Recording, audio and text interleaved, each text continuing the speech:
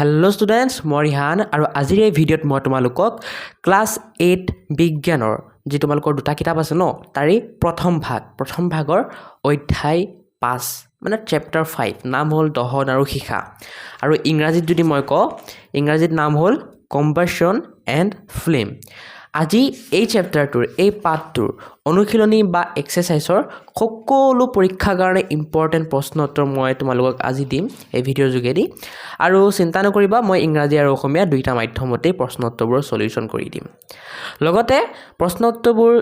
তোমালোকৰ কাৰণে মই এনেকুৱা ধৰণে লিখি আনিছোঁ যাতে কাৰোবাক যদি সৰুকৈ উত্তৰ লাগে সৰুকৈও লিখি ল'ব পাৰিবা আৰু ডাঙৰকৈ উত্তৰ লাগিলে ডাঙৰকৈ উত্তৰ লিখি ল'ব পাৰিবা। মানে মই প্ৰত্যেকটো প্ৰশ্নৰ কাৰণে দুটা উত্তৰ লিখিছোঁ, এটা সৰু এটা ডাঙৰ, যাক যোনটো লাগে লিখি ল'বা।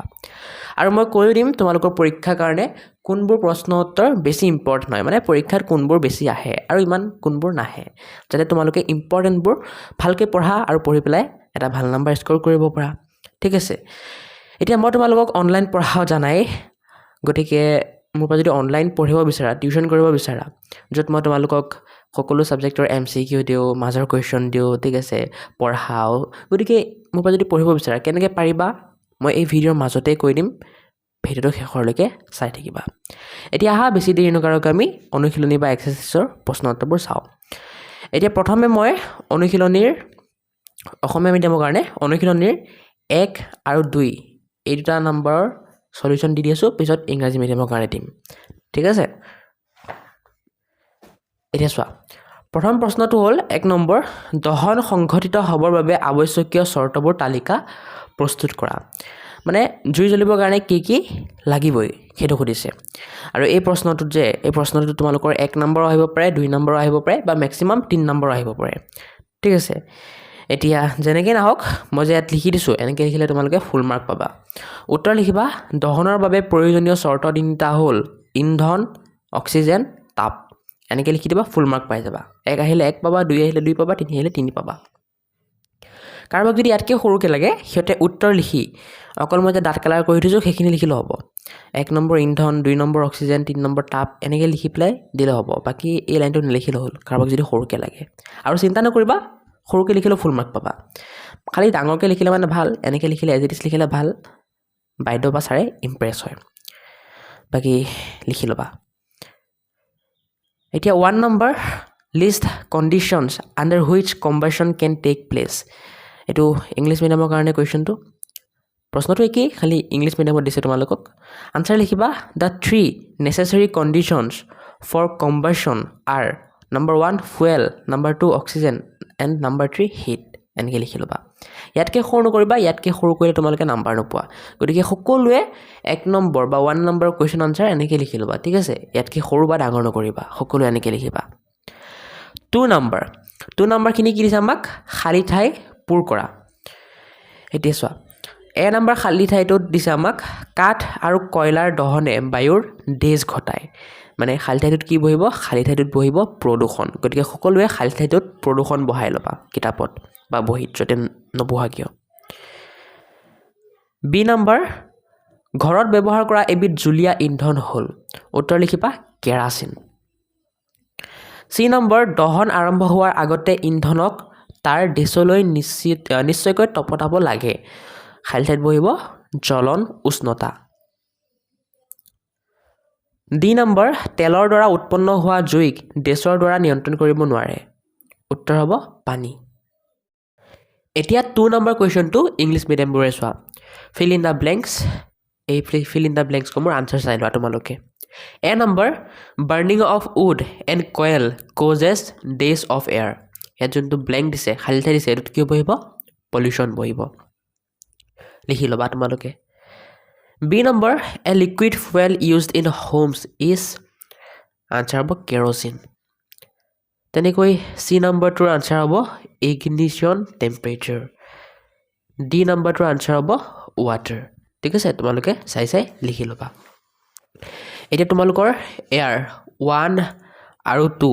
মই যে দিলোঁ, দুইটাই পৰীক্ষাৰ কাৰণে বহুত ইম্পৰ্টেণ্ট, পৰীক্ষাত আহিবই ইয়াৰ পৰা কুৱেশ্যন, গতিকে ভালকৈ চাবা। ঠিক আছে, এনেতো গোটেইকেইটা ইম্পৰ্টেণ্ট তোমালোকৰ 1ৰ পৰা লৈ 13লৈকে এইটো চেপ্টাৰত যিমান কুৱেশ্যন আছে অনুশীলনী বা এক্সাৰচাইজত গোটেইবোৰে পৰীক্ষাৰ কাৰণে ইম্পৰ্টেণ্ট, কিন্তু 1 আৰু 2 মষ্ট ইম্পৰ্টেণ্ট। ঠিক আছে 1 আৰু 2 বহুত বেছি ইম্পৰ্টেণ্ট ভালকৈ চাবা এতিয়া আমাৰ 1 আৰু 2 হৈ গ'ল এতিয়া আমি 3 4 5 আৰু বাকী কুৱেশ্যনৰ আনচাৰবোৰ চাম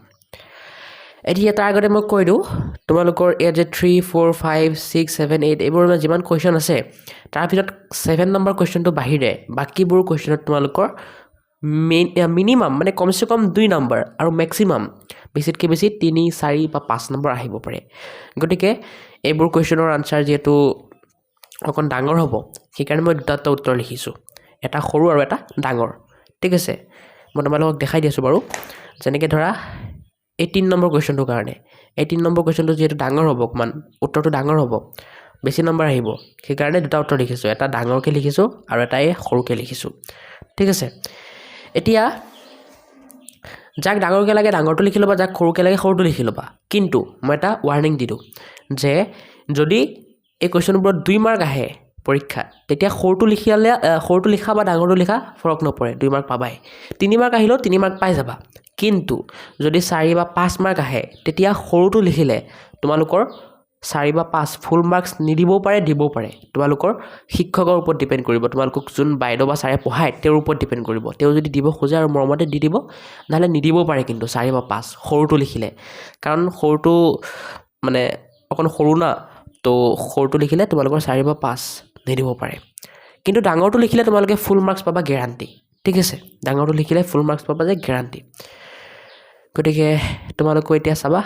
তোমালোকৰ ইচ্ছামতে লিখি ল'বা মই ক'লোঁ বাৰু ডাঙৰটো লিখিলে কি হ'ব সৰুটো লিখিলে কি হ'ব হয় চ' তোমালোকৰ ইচ্ছামতে লিখি ল'বা বাকী সৰুটো মানে মই সেইসকল লোকৰ কাৰণে দিছোঁ যিয়ে একেবাৰে ডাঙৰবোৰ মুখস্থ কৰিব নোৱাৰে গতিকে মই পৰামৰ্শ সকলোকে এইটোৱে দিম পাৰিলে ডাঙৰটো কৰা আৰু নোৱাৰিলে সৰুটো কৰা আৰু উপায় নাই হয় এতিয়া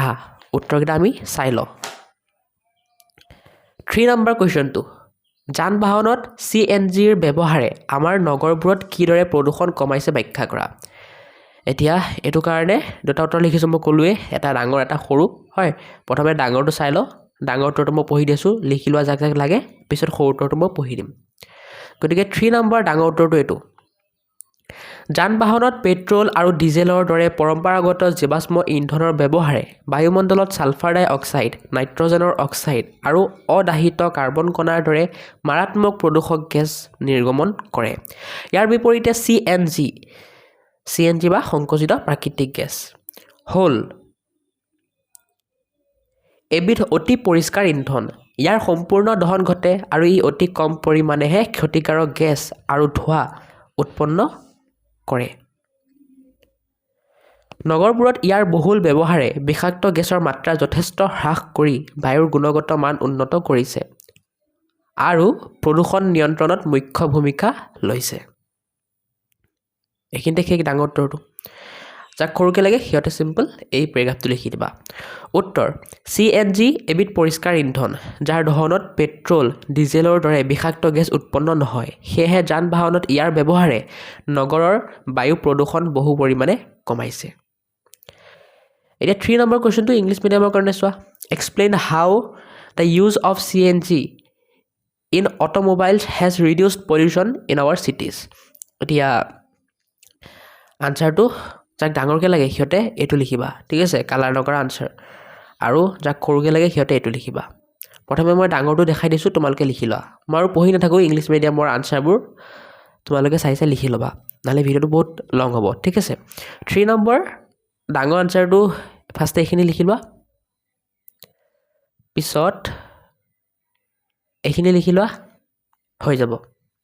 আৰু যাক সৰুকৈ লাগে সিহঁতে চিম্পল এইখিনি লিখি লোৱা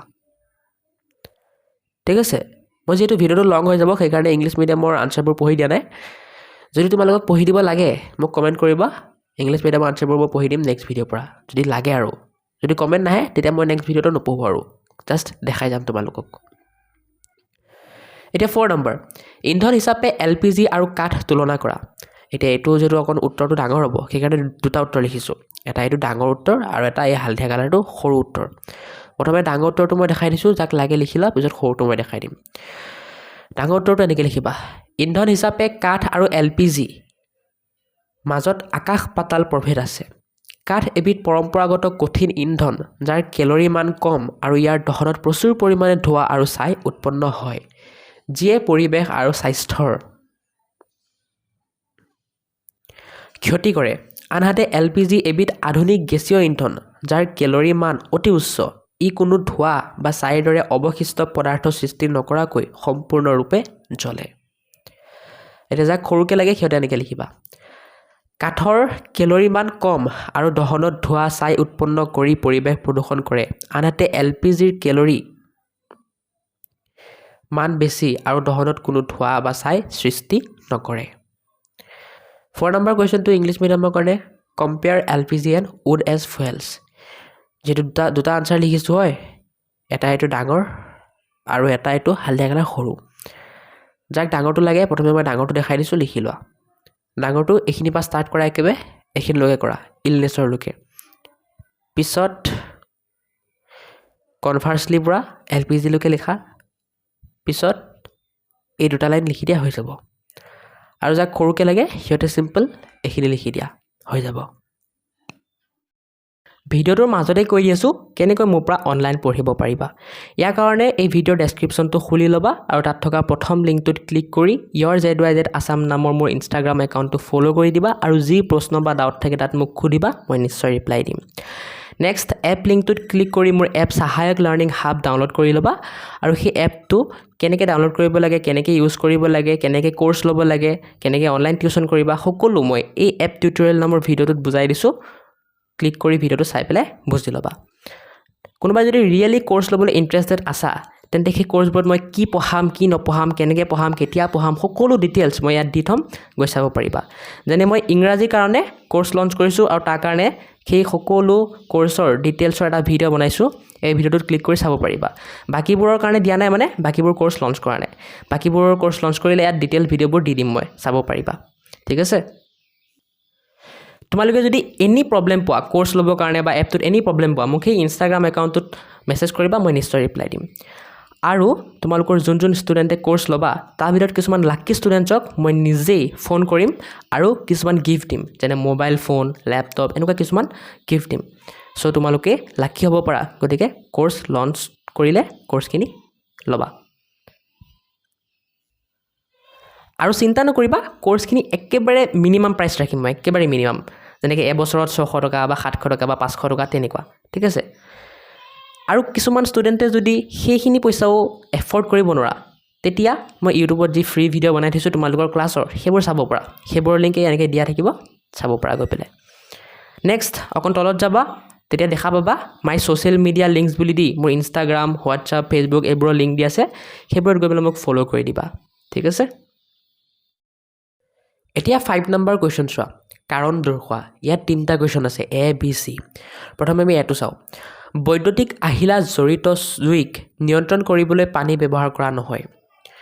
এতিয়া ইয়াৰ উত্তৰ মই দুটা লিখিছো এটা এটো ডাঙৰ আৰু এটা হালধীয়া কালাৰ এটো সৰু প্ৰথমে ডাঙৰটো দেখাই দিছো লিখি লোৱা যাক লাগে পিছত মই সৰুটো দেখাই দিম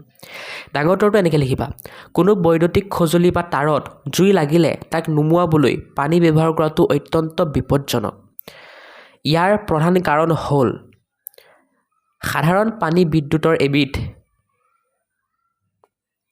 সুপৰিবাহী মাধ্যম বৈদ্যুতিক জুইত পানী ঢালিলে সেই পানীৰ মাজেৰে বিদ্যুৎ প্ৰবাহিত হৈ জুই নুমুৱাবলৈ চেষ্টা কৰা লোকজনৰ শৰীৰলৈ যাব পাৰে আৰু তেওঁৰ তীব্ৰ বৈদ্যুতিক শ্বক খাব পাৰে ফলত মানুহজনৰ মৃত্যু পৰ্যন্ত হ'ব পাৰে সেইবাবে এনে জুই নিয়ন্ত্ৰণ কৰিবলৈ পানীৰ পৰিৱৰ্তে কাৰ্বন ডাই অক্সাইড যাক আমি CO2 বুলি কোৱা হয় বা শুকান বালিয়ে ব্যৱহাৰ কৰা হয় এটা যাক উত্তৰটো সৰুকৈ লাগে সিহঁতে এনেকৈ লিখিবা পানী বিদ্যুতৰ সুপৰিবাহী হোৱা বাবে বৈদ্যুতিক জুইত পানী ঢালিলে বিদ্যুৎ প্ৰবাহিত হৈ জুই নুমুৱা লোকজনক আঘাত কৰিব পাৰে সেইবাবে এনে ক্ষেত্ৰত পানী ব্যৱহাৰ কৰা নহয় এতিয়া ইংলিছ মিডিয়ামৰ কাৰণে 5 number A question to water is not used to control fires involving electrical equipment তোমালোকৰ কাৰণে উত্তৰ দুটা লিখিছো মই ঠিক আছে এটা ডাঙৰ উত্তৰ যাক ডাঙৰ লাগে আনসাৰ বুলি দি এখিনলৈকে লিখি লোৱা পিছত এখিনিৰ পৰা এখিনলৈকে লিখি লবা আৰু যাক সৰুকৈ লাগে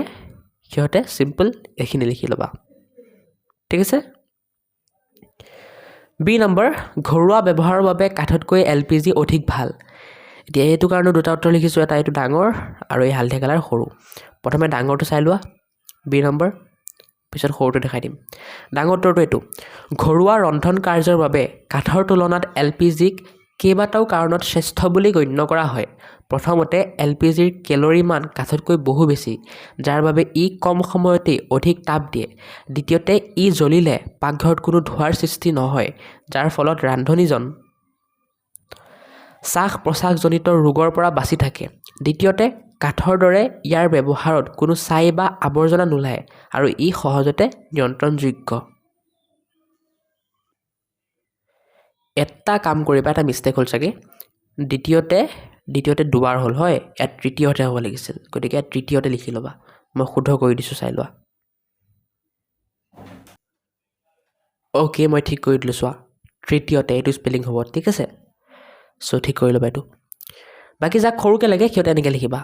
কাঠৰ তুলনাত LPGৰ তাপ উৎপাদন ক্ষমতা বেছি ই ধোঁৱা আৰু ছাই উৎপন্ন নকৰে বা বহুত কমকৈ কৰে সেয়েহে ঘৰুৱা ব্যৱহাৰৰ বাবে ই অধিক ভাল এতিয়া যাক ইংলিছ মিডিয়ামত লাগে বি নম্বৰ কুৱেশ্যনটো LPG is a better domestic fuel than wood সিহঁতে আনচাৰবোৰ এনেকৈ লিখিবা দুটা আনচাৰ লিখিছোঁ এটা এইটো ডাঙৰ আৰু এটা এই হালধীয়া কালাৰ সৰু প্ৰথমে ডাঙৰটো দেখাই দিছোঁ ইংলিছ মিডিয়ামৰ কাৰণে লিখি লোৱা ডাঙৰটো ফাৰ্ষ্ট এইখিনি লিখি লোৱা হুইটছৰলৈকে লিখি লোৱা পিছত এইখিনি লিখি লোৱা হৈ যাব আৰু যাক সৰুকৈ লাগে সিহঁতে চিম্পল এইখিনি লিখি দিয়া হৈ যাব ঠিক আছে এতিয়া চি নম্বৰ কাগজখনত সহজে জুই লাগে আনহাতে এলুমিনিয়াম পাইপত মেৰুৱা কাগজত সহজে নালাগে এতিয়া ইয়াৰ কাৰণ কি হ'ব তোমালোকক লিখিব দিছে উত্তৰ ডাবল আহি গ'ল এইটো উত্তৰ কাটি দিছোঁ মই ৰ'বা অ'কে এতিয়া ইয়াৰ কাৰণ কি হ'ব লিখিব দিছে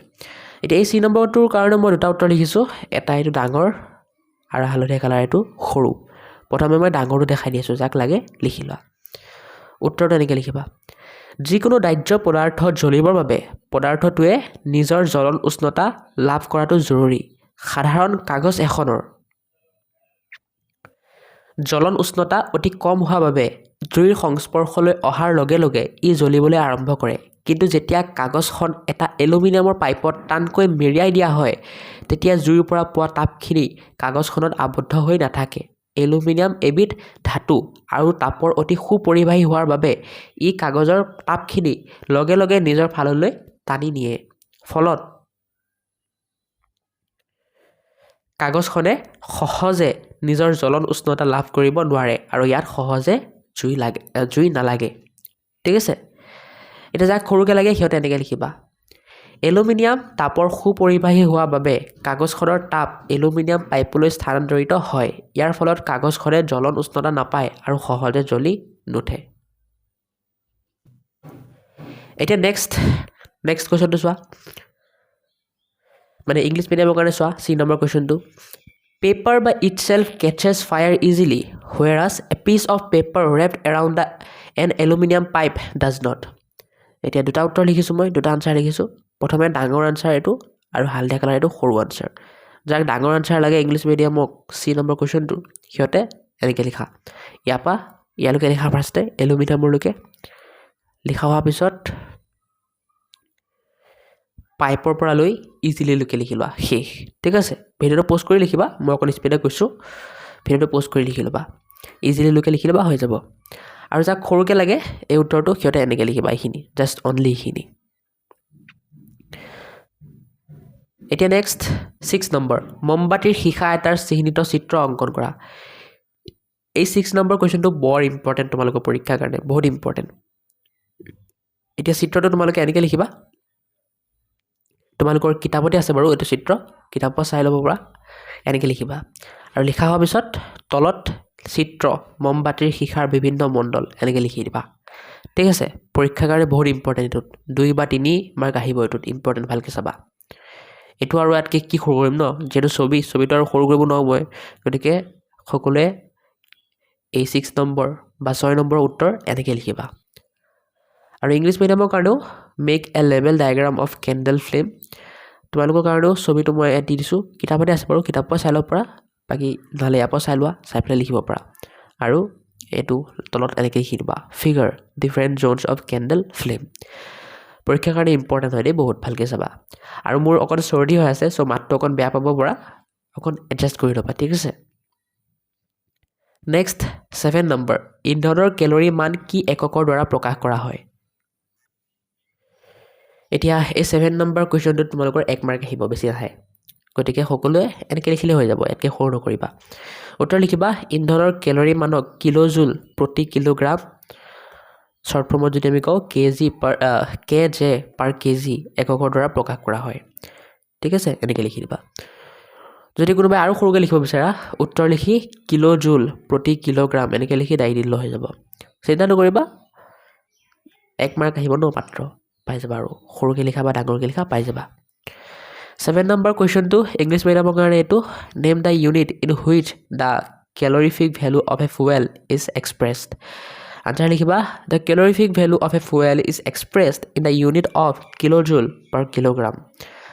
কে J per KG 8 number carbon ডাই অক্সাইডে কিদৰে জুই নিয়ন্ত্ৰণ কৰে ব্যাখ্যা কৰা এতিয়া এইটো বহুত ইম্পৰ্টেণ্ট এইটো পৰীক্ষাত বাৰে বাৰে আহে মষ্ট ইম্পৰ্টেণ্ট এইটো দেই ভালকৈ চাবা এতিয়া তোমালোকৰ উত্তৰটো দুটা লিখিছোঁ মই এটা এইটো ডাঙৰ আৰু এটা হালধীয়া কালাৰ এইটো সৰু প্ৰথমে মই ডাঙৰটো দেখাই দিছোঁ ডাঙৰটো লিখি লোৱা যাক লাগে 8 নম্বৰটো ডাঙৰটোতো এনেকৈ লিখি লোৱা কাৰ্বন ডাই অক্সাইড CO2 গেছ বায়ুত থকা অক্সিজেনতকৈ গধুৰ যেতিয়া জুইৰ ওপৰত কাৰ্বন ডাই অক্সাইড প্ৰয়োগ কৰা হয় ই জুইকুৰাক এটা কম্বলৰ দৰে আৱৰি ধৰে ইয়াৰ ফলত দাহ্য পদাৰ্থ আৰু বায়ুমণ্ডলৰ অক্সিজেনৰ মাজত থকা সংযোগ সম্পূৰ্ণৰূপে বিচ্ছিন্ন হৈ পৰে যিহেতু অক্সিজেন অবিহনে দহন সম্ভৱ নহয় গতিকে অক্সিজেনৰ অভাৱত জুইকুৰাৰ লগে লগে নুমাই যায় ইয়াৰ উপৰি চিলিণ্ডাৰৰ পৰা ওলাই অহা কাৰ্বন ডাই অক্সাইড ইন্ধনৰ উষ্ণতা হ্ৰাস কৰাটো সহায় কৰে যাক সৰুকৈ লাগে সিহঁতে এনেকৈ লিখিবা কাৰ্বন ডাই অক্সাইড গেছ অক্সিজেনতকৈ গধুৰ হোৱাৰ বাবে ই জুইকুৰাক কম্বলৰ দৰে ঢাকি ধৰে ইয়াৰ ফলত জুইৰ সৈতে অক্সিজেনৰ সংযোগ বন্ধ হয় আৰু জুই নুমুৱাই যায় এতিয়া 8 নম্বৰ কুৱেশ্যনটো ইংলিছ মিডিয়ামৰ কাৰণে explain how CO2 is able to control fires দুটা উত্তৰ লিখিছোঁ দুটা আনচাৰ লিখিছোঁ এটা এইটো ডাঙৰ এটা এইটো হালধীয়া কালাৰ সৰু প্ৰথমে ডাঙৰ আনচাৰটো চাই লোৱা যাক লাগে লিখি লোৱা 8 নম্বৰ ডাঙৰ আনচাৰটো ইংলিছ মিডিয়ামৰ কাৰণে চোৱা আনচাৰ বুলি লিখিবা লিখি পেলাই বাৰ্ণিঙলৈকে লিখি লোৱা ফাৰ্ষ্টে লিখা হোৱাৰ পিছত মেটেৰিয়েলৰ পৰা লৈ উইদাউটলৈকে লিখা হোৱাৰ পিছত এই 3 লাইন লিখি দিয়া হৈ যাব আৰু যাক সৰুকৈ লাগে সিহঁতে এনেকৈ লিখা অকল এইখিনি লিখি দিলে হৈ যাব এতিয়া 8 নম্বৰলৈকে আমাৰ গোটেইবোৰ হৈ গ'ল হয় 9 নম্বৰ কুৱেশ্যনটো চোৱা কেঁচা পাতৰ দম এটা পুৰিবলৈ টান কিন্তু শুকান পাতত সহজে জুই লাগে ব্যাখ্যা কৰা এতিয়া ইয়াৰ কাৰণেও মই দুটা উত্তৰ লিখিছোঁ এটা এইটো ডাঙৰ আৰু এটা হালধীয়া কালাৰ এইটো সৰু প্ৰথমে ডাঙৰটো চাই লোৱা যাক ডাঙৰটো লাগে সি লিখি লোৱা 9 নম্বৰ ডাঙৰটো এনেকৈ লিখিবা কেঁচা পাতৰ দম এটাত প্ৰচুৰ পৰিমাণে পানী বা জলীয় বাষ্প সোমাই থাকে যেতিয়া আমি কেঁচা পাতত জুই লগাবলৈ চেষ্টা কৰোঁ জুইৰ তাপখিনি পাতত থকা পানীখিনি বাষ্পীভূত কৰাতহে খৰচ হয় ফলত পাতৰ উষ্ণতা সহজে তাৰ জ্বলন উষ্ণতালৈ বৃদ্ধি নাপায় আৰু জুই নালাগে আনহাতে শুকান পাতত পানী নাথাকে বাবে ই অতি কম তাপতে লগে লগে নিজৰ জ্বলন উষ্ণতা লাভ কৰে আৰু অতি সহজে জুই লাগে বা জুই জ্বলি উঠে ঠিক আছে যাক সৰুকৈ লাগে সিহঁতে এনেকৈ লিখিবা কেঁচা পাতত পানী থকাৰ বাবে ই সহজে জ্বলন উষ্ণতা নাপায় আৰু পুৰিবলৈ টান হয় কিন্তু শুকান পাতত পানী নথকা বাবে ই অতি কম উষ্ণতাতেই সহজে জ্বলি উঠে এতিয়া 9 নম্বৰ কুৱেশ্যনটো ইংলিছ মিডিয়ামৰ কাৰণে এইটো it is difficult to burn a heap of green leaves but dry leaves catch fire easily explain দুটা আনচাৰ লিখিছোঁ এটা এইটো ডাঙৰ আনচাৰ এটা এইটো হালধীয়া কালাৰ সৰু প্ৰথমে ডাঙৰ আনচাৰটো চাই লোৱা যাক লাগে 9 নম্বৰ ডাঙৰ আনচাৰটো যাক লাগে এইখিনিৰ পৰা লিখা ফাৰ্ষ্টে লিপছলৈকে লিখা হোৱাৰ পিছত কিপিঙৰ পৰা লৈ লিটিললৈকে লিখা হোৱাৰ পিছত এই দুখাৰী লিখি লোৱা হৈ যাব আৰু যাক সৰুকৈ লাগে সিহঁতে চিম্পল এইখিনি লিখি দিয়া ইয়াতকৈ সৰুকৈ বা ডাঙৰকৈ লিখিব নালাগে চিম্পল এইখিনি লিখা নেক্সট 10 নম্বৰ কুৱেশ্যন সোণ আৰু ৰূপ গলাবলৈ সোণাৰীয়ে শিখাৰ কোনটো মণ্ডল ব্যৱহাৰ কৰে আৰু কিয় এতিয়া ইয়াৰ কাৰণে দুটা উত্তৰ লিখিছোঁ আকৌ এটা এইটো ডাঙৰ আৰু এটা হালধীয়া কালাৰ এইটো সৰু প্ৰথমে ডাঙৰ উত্তৰটো চাই লোৱা যাক লাগে আৰু লিখি লোৱা ডাঙৰ উত্তৰটো এইটো সোণ আৰু ৰূপ গলাবলৈ সোণাৰীয়ে মমবাতি বা লেম্পৰ শিখাৰ একেবাৰে বাহিৰৰ নীলা মণ্ডলটো ব্যৱহাৰ কৰে ইয়াৰ কাৰণ হ'ল এই বহিমণ্ডলটোত ইন্ধনৰ সম্পূৰ্ণ দহন ঘটে আৰু ই শিখাৰ আটাইতকৈ বেছি উত্তপ্ত বা সৰ্বোচ্চ উষ্ণতা থকা অঞ্চল সোণ আৰু ৰূপৰ দৰে উচ্চ গলনাংক বিশিষ্ট ধাতুবোৰ সহজে গলাবলৈ এই আটাইতকৈ গৰম অংশটোৰ প্ৰয়োজন হয় আৰু যাক সৰুকৈ লাগে সিহঁতে এনেকৈ লিখা উত্তৰ লিখিবা তেওঁলোকে শিখাৰ বাহিৰৰ নীলা মণ্ডলটো ব্যৱহাৰ কৰে কাৰণ এই অঞ্চলটোত সম্পূৰ্ণ দহন ঘটে আৰু ই শিখাৰ আটাইতকৈ বেছি গৰম অংশ 10 নম্বৰ কুৱেশ্যনটো ইংলিছ মিডিয়ামৰ কাৰণে এইটো Which zone of flame does a goldsmith use for melting gold and silver and why? Answer ডাঙৰ আনচাৰ এইটো আৰু সৰু আনচাৰ এইটো প্ৰথমে ডাঙৰ আনচাৰটো চাই লোৱা যাক লাগে পিছত সৰু আনচাৰটো মই দেখাই দিম ডাঙৰ আনচাৰ এইটো ইয়াৰ আনচাৰ বুলি লিখাৰ পিছত প্লেচলৈকে লিখি লোৱা ভিডিঅ'টো প'ষ্ট কৰি লিখা হোৱাৰ পিছত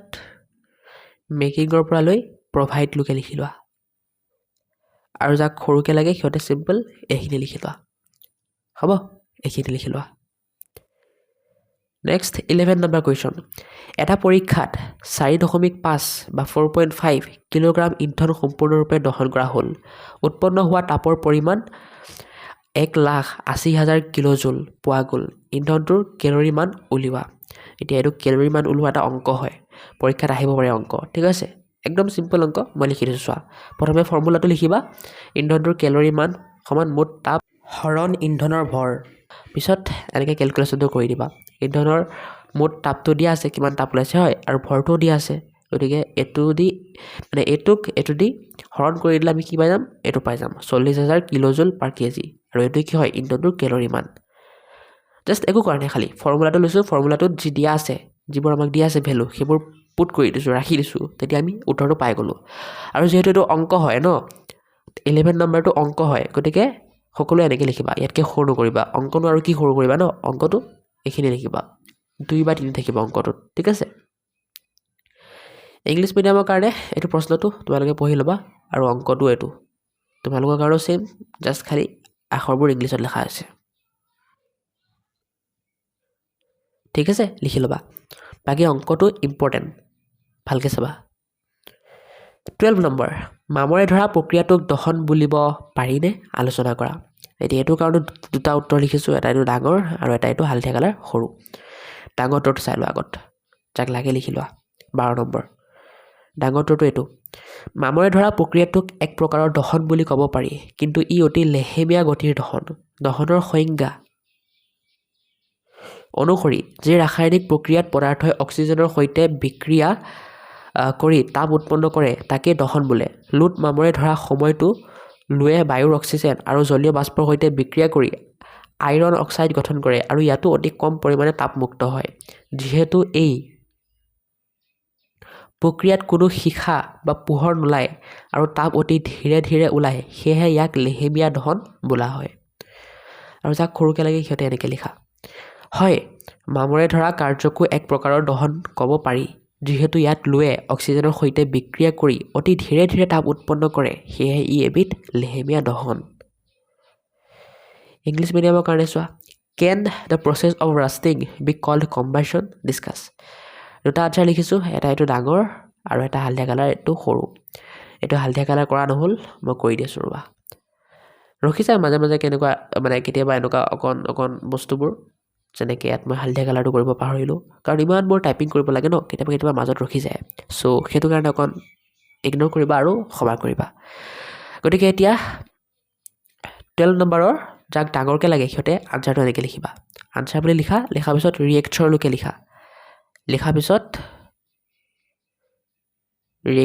লিখাৰ পিছত শ্ল'লি পৰা লৈ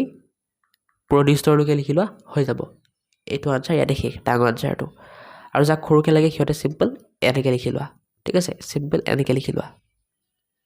অ'কে এতিয়া নেক্সট 13 নম্বৰ বা 13 নম্বৰ কুৱেশ্যনটো চোৱা কুৱেশ্যনটো হ'ল আবিদা আৰু ৰমেশে এটা পৰীক্ষা কৰি আছিল য'ত এটা বিকাৰত পানী গৰম কৰিব লগা হৈছিল আবিদাই বিকাৰটো মমবাতিৰ শিখাৰ হালধীয়া অংশটোৰ ওচৰত ৰাখিলে ৰমেশে বিকাৰটো শিখাৰ একেবাৰে বাহিৰৰ অংশত ৰাখিলে কাৰ পানীখিনি কম সময়ত গৰম হ'ব এতিয়া এইটো কাৰণে দুটা উত্তৰ লিখিছোঁ এটা এইটো ডাঙৰ আৰু এটা হালধীয়া কালাৰ এইটো সৰু প্ৰথমে ডাঙৰটো মই পঢ়ি দিছোঁ ঠিক আছে 13 নম্বৰ ডাঙৰটোৰ চাই লওঁ প্ৰথমে পিছত সৰুটো চাবা ডাঙৰটোৰটো এইটো ৰমেশৰ বিকাৰত থকা পানীখিনি অতি কম সময়ৰ ভিতৰতে গৰম হ'ব ইয়াৰ কাৰণ হ'ল ৰমেশে ক'লে হ'ল আৰু নামহে ন বিকাৰটো মমবাতিৰ শিখাৰ একেবাৰে বাহিৰৰ মণ্ডলত ৰাখিছিল য'ত ইন্ধনৰ সম্পূৰ্ণ দহন ঘটে আৰু এই অংশটো শিখাৰ আটাইতকৈ বেছি গৰম বা সৰ্বোচ্চ উষ্ণতাযুক্ত অঞ্চল আনহাতে আবিদাই বিকাৰটো মাজৰ হালধীয়া অংশত ৰাখিছিল যিটো আংশিক দহনৰ অঞ্চল আৰু ইয়াৰ উত্তাপ বহুত কম গতিকে অধিক তাপ পোৱাৰ বাবে ৰমেশৰ পানীখিনিয়ে সোনকালে উতলিব আৰু যাক সৰুকৈ লাগে সিহঁতে চিম্পল এনেকৈ লিখি দিবা উত্তৰ ৰমেশৰ পানীখিনি কম সময়ত গৰম হ'ব কাৰণ ৰমেশে বিকাৰটো শিখাৰ আটাইতকৈ বাহিৰৰ অংশত ৰাখিছিল যিটো অঞ্চল আটাইতকৈ বেছি গৰম এতিয়া ইংলিছ মিডিয়ামৰ কাৰণে চোৱা কুৱেশ্যনটো 13 নম্বৰ কুৱেশ্যনটো এইটো তোমালোকে পঢ়ি ল'বা আৰু হা মই উত্তৰবোৰ দেখাই দিছোঁ খালি 13 নম্বৰ ইংলিছ মিডিয়ামৰ ডাঙৰটোৰটো এইটো আনচাৰ বুলি লিখিবা লিখি পেলাই এই ইচলৈকে লিখা পিছত এইখিনি লিখিবা আৰু সৰু আনচাৰটো ইংলিছ মিডিয়ামৰ কাৰণে 13 নম্বৰৰ এইটো এইখিনিলৈকে লিখি লোৱা চ' এইখিনিতে তোমালোকৰ ভিডিঅ'টো সমাপ্ত কৰিবলৈ সময় আহি গ'ল কাৰণ গোটেইবোৰ মই প্ৰশ্ন উত্তৰ দি দিলোঁ ইংৰাজী আৰু অসমীয়া দুইটা মিডিয়ামতে হয় ইংৰাজী মিডিয়ামৰ বহুতগাল প্ৰশ্ন উত্তৰ মই পঢ়ি দিয়া নাই নহ'লে ভিডিঅ'টো বহুত লং হৈ যাব চোৱাচোন এতিয়াই কিমান লং হৈ গ'ল সেয়া যদি পঢ়ি দিব লাগে তোমালোকক নেক্সট ভিডিঅ'ৰ পৰা তেন্তে কমেণ্ট কৰা যদি কমেণ্ট বেছি আহে তেতিয়া মই পঢ়ি দিম আৰু নহ'লে নিদিওঁ এতিয়া তোমালোকৰ গোটেইকেইটাটো ইম্পৰ্টেণ্ট মই ক'লোৱেই হয় কিন্তু মষ্ট ইম্পৰ্টেণ্ট কোনটো 1 নম্বৰ 2 নম্বৰ আৰু তোমালোকৰ কোনটো মষ্ট ইম্পৰ্টেণ্ট জানা আৰু মষ্ট ইম্পৰ্টেণ্ট তোমালোকৰ 4 নম্বৰটো ঠিক আছে 1 2 4 আৰু ইয়াত তোমালোকৰ মষ্ট ইম্পৰ্টেণ্ট তোমালোকৰ এইটো 6 নম্বৰটো মষ্ট ইম্পৰ্টেণ্ট ঠিক আছে 7 নম্বৰটো মষ্ট ইম্পৰ্টেণ্ট 8 নম্বৰটো মষ্ট ইম্পৰ্টেণ্ট আৰু এটা যে অংক আছিল 11 নম্বৰ এইটো মষ্ট ইম্পৰ্টেণ্ট মানে 1 2 4 6 7 8 আৰু 11 এইকেইটা মষ্ট ইম্পৰ্টেণ্ট বাকীবোৰো আহিব পাৰে কিন্তু মষ্ট ইম্পৰ্টেণ্ট এইকেইটা ভালকৈ চাবা চ' আজি ভিডিঅ'টো ইয়াতে সামৰণি মাৰোঁ আৰু ন ভিডিঅ'টো ভাল লাগিলে ভিডিঅ'টো লাইক কৰি দিবা চেনেলটো ছাবস্ক্ৰাইব কৰি দিবা আৰু ধুনীয়া চাই কমেণ্ট এটা কৰি দিবা আৰু যদি বেয়া লাগিছে তথাপিও ধুনীয়া চাই কমেণ্ট এটা কৰা আৰু কিয় বেয়া লাগিছে তেতিয়াহে মই গম পাম ন তেতিয়া আৰু নেক্সট ভিডিঅ'ৰ পৰা মই সেই ভুলটো নকৰোঁ আৰু গতিকে কমেণ্ট কৰি দিবা বাকী নেক্সট চেপ্টাৰ 6 আছে চেপ্টাৰ 6ৰো যদি ভিডিঅ' লাগে কমেণ্ট কৰা যিমান বেছি কমেণ্ট আহিব সিমান সোনকালে মই বনাবলৈ চেষ্টা কৰিম আৰু বাকী তোমালোকক যদি লিখিব মন নাই গোটেইবোৰ চেপ্টাৰ ঠিক আছে গোটেইবোৰ চেপ্টাৰৰ প্ৰশ্নটো লিখিব মন নাই তেতিয়াতো মই ক'লোৱেই এই নোটছবোৰ ক'ৰ পৰা পাবা মোৰ এপত গৈ পেলাই নোটছবোৰ লৈ ল'বা ঠিক আছে মোৰ এপ সহায়ক লাৰ্ণিং হাবত গৈ লৈ ল'বা ডেছক্ৰিপশ্যনত লিংক আছে মইতো বুজাই দিলোঁৱেই কি কৰিব লাগিব হয় চ' লাগিলে লৈ ল'বা চ' আজিৰ কাৰণে ইয়াতে সামৰি মাৰোঁ আৰু বাই